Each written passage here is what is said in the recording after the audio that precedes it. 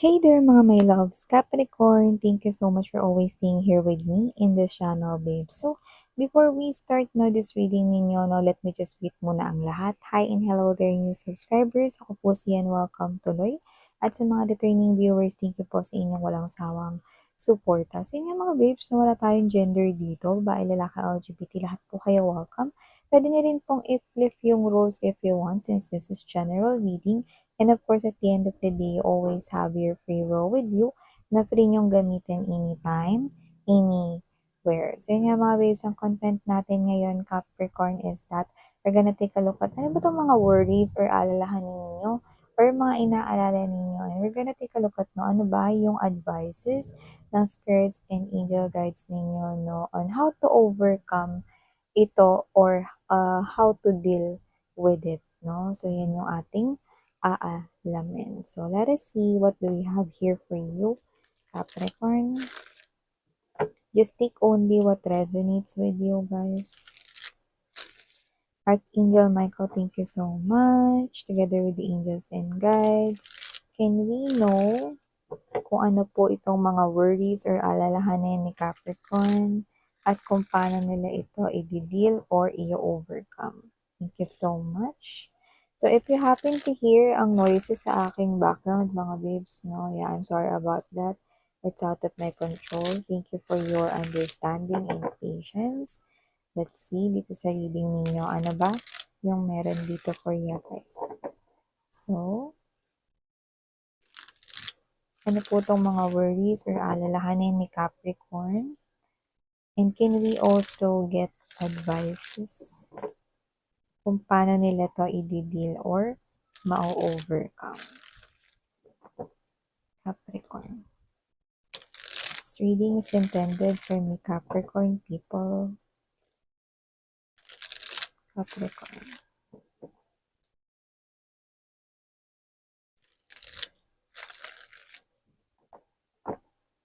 Okay, so let's go ahead and check these messages right here, Capricorn. We have here the Two of Cups energy. We also have here the Death energy. Knight of Coins nandito din, or the Knight of Pentacles. Devil energy, Seven of Wands energy. Three of Wands. Bottom of the deck, we have the Page of Cups and the Queen of Cups energy.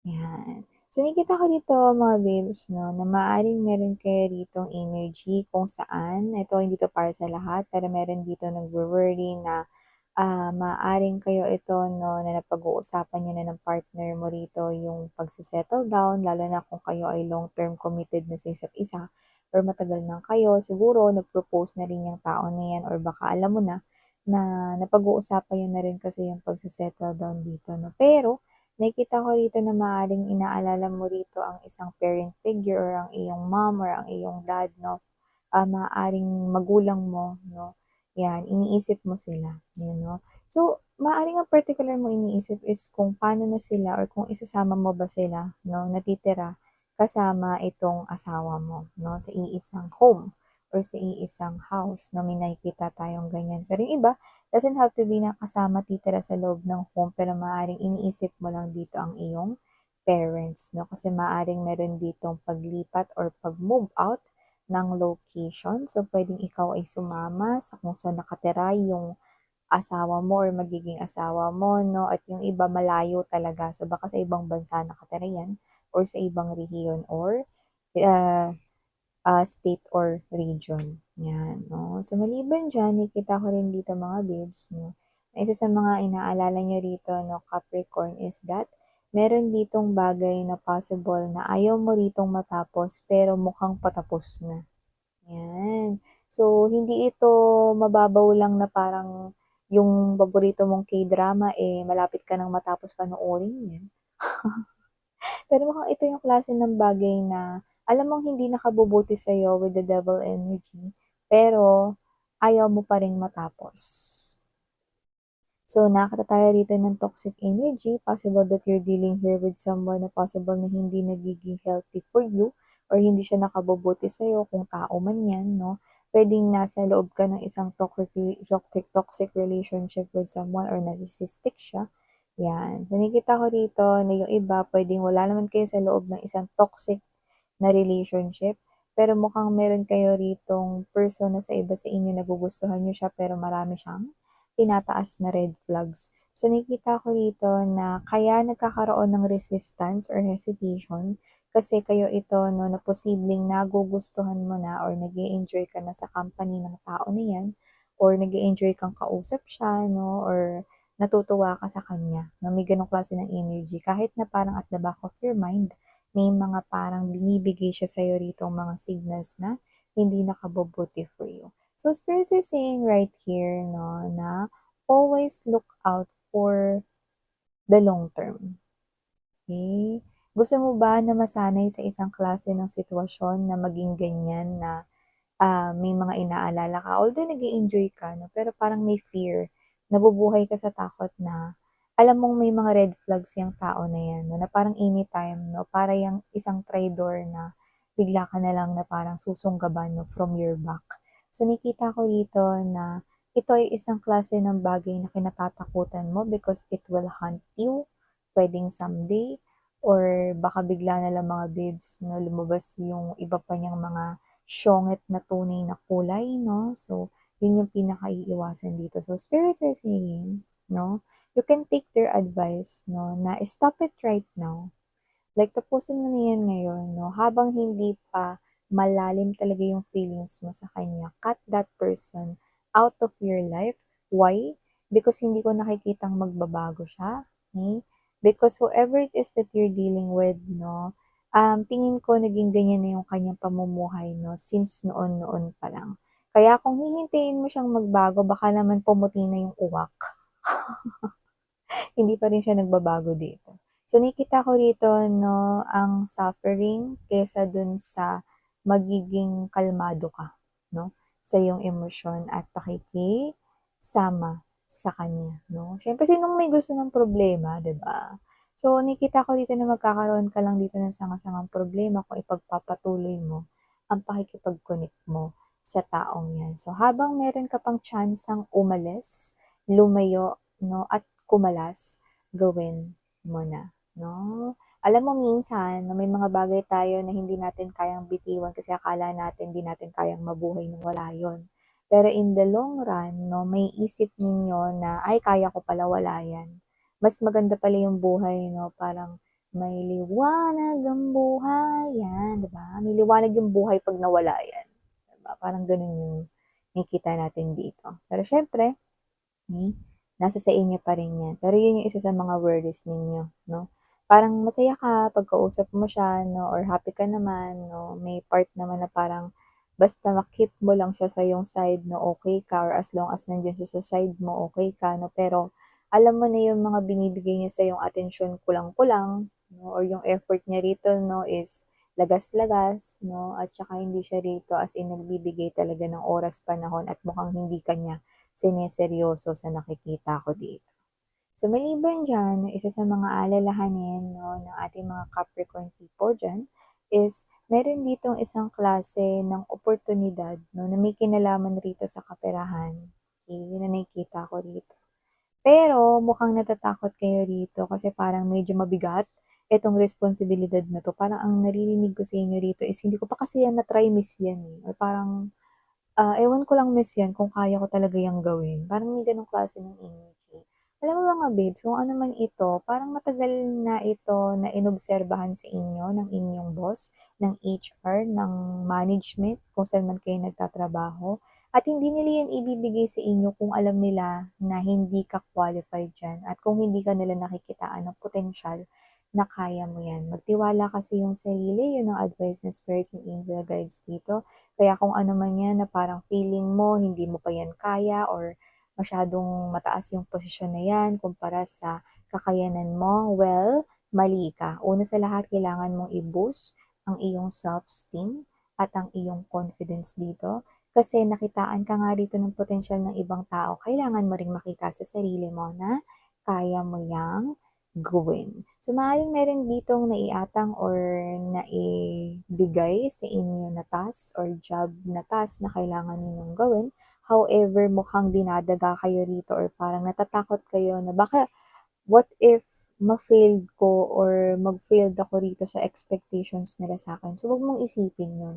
Kasi dito nga kitang-kita ko kaya mo 'to, eh. Yun nga lang parang natatakot ka na gawin ito kasi parang feeling mo, hindi pa ito well established or parang hindi ka pa gano'n as in qualified talaga for that 'no. Pero tingin mo lang yun kasi dito nakikita ko kayang-kaya mo namang gawin 'no, at saka opportunity na rin ito 'no. Baka ito na yung stepping stone mo para, alam mo yun, mapansin ka na talaga ng management 'no, or kung may tinitingnan kang promotion 'no, possible na yun, 'di ba? So, grab every opportunity and do not hesitate 'no, dahil lang natatakot ka. Una sa lahat 'no, 'pag meron kang gustong sunggaban, okey, kailangan mo ng tapang at confidence, 'yan. At saka huwag niyong hayaan na yung pagiging mahiyain ninyo yung, sumakop 'pag ganitong mga may oportunidad na magagandang tulad nito, okey?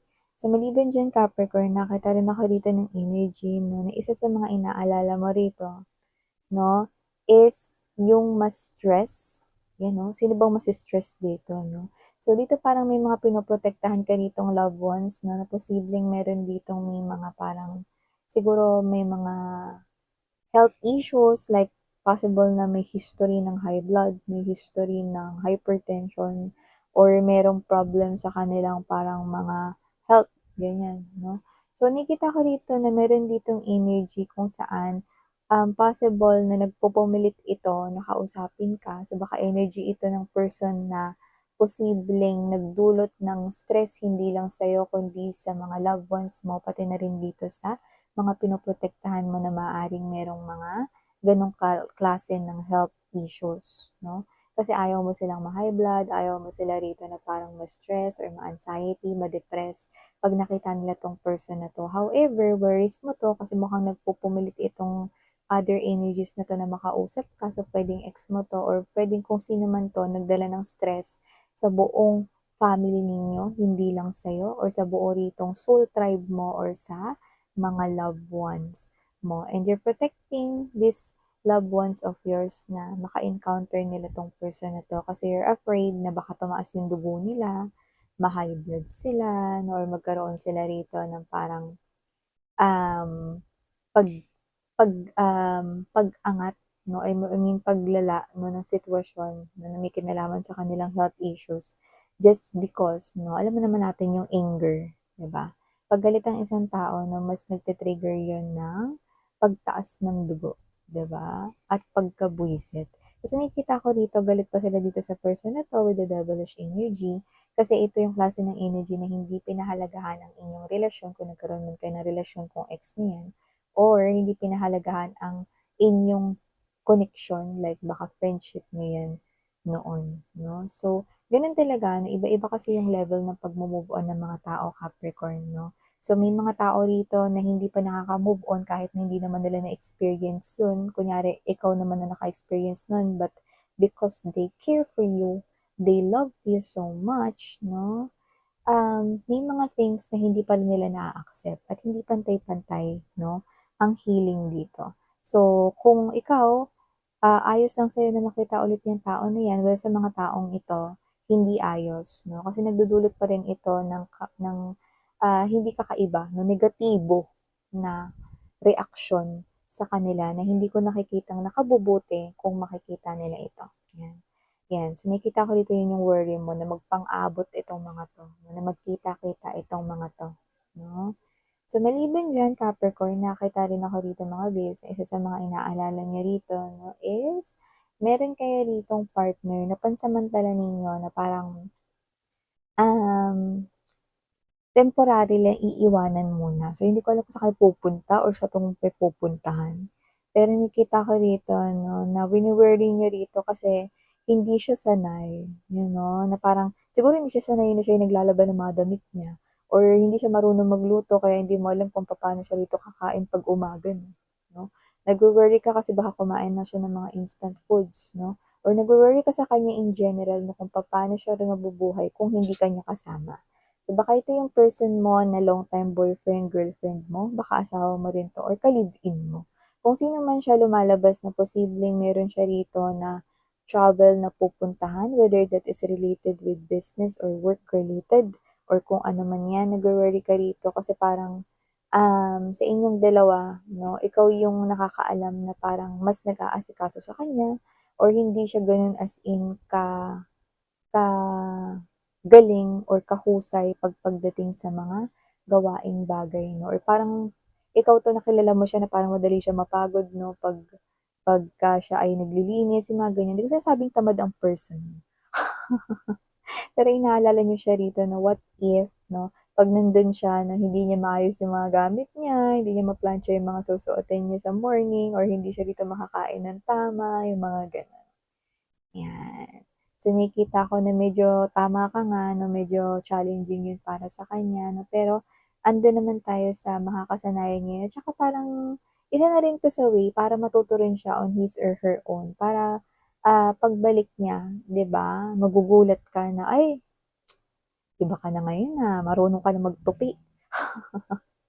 Alam mo na rin kung paano labhan ng tama yung damit, yung mga ganyan 'no. So, nakikita ko dito na magbe-benefit rin naman kayo, tsaka minsan 'no, paminsan-minsan maganda rin yung parang hinahayaan natin na gawin ng isa yung isang bagay para matuto siya, 'yan. Kasi para rin naman yun sa kanya 'no, at dito nakikita ko para pa nga ito sa inyong dalawa, you know. See, parehas pa kayong nag-benefit dito. So yeah, these are all the messages we've got right here for you, Capricorn. Maraming salamat sa oras mo and muli, ako po si Yan, Sarang Hero Love and Light.